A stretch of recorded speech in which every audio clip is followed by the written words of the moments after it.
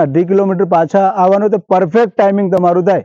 ખાલી ટેસ્ટના દિવસ પૂરતો આપણે રોડનો ઉપયોગ કરીશું, બાકી જનરલી આપણે મેદાનનો. છતાં બીજો ઓપ્શન આરે મેં વિચાર્યો છે, જો આને ઠીક કરાવવા પર તમને અનુકૂળ આવી જાય તો પછી આપણે મેદાનની બહાર નીકળવું નથી. અને જે આપણે ટેસ્ટ એટલે ટેસ્ટના તौर પર તમારા માઇન્ડમાં હોવું જોઈએ કે આજે ટાઈમિંગ સાથે ટેસ્ટ છે, તો પછી ચાલવાનું કે છોડવાનું ના.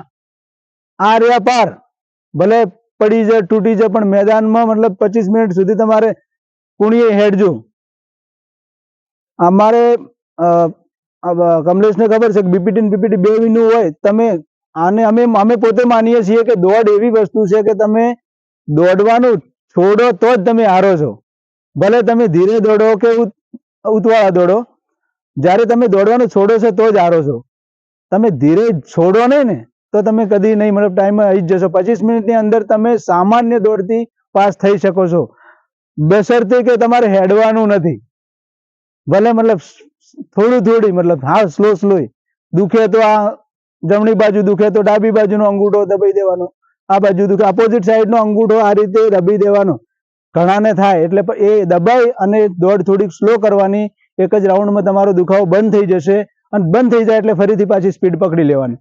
ફરી જો એવું દુખાય તો ફરીથી કાં તો બે આમ પકડી જ રાખો જ્યારે દુખે એટલે. નકે દોડવાની આદત જ આવી રાખો એટલે આ નસો બધું કાન દરેક ફિંગરે દરેક નસોનું કંઈક ને કંઈક હોય છે. એટલે એના અમને આ શીખવાડતા તે તમને કહું છું, અને એનો ફરક પડતો. આ અંગૂઠો જે અપોઝિટ સાઈડના દબાઈ દેવાનો, અપોઝિટ સાઈડનું દર્દ મટી જાય.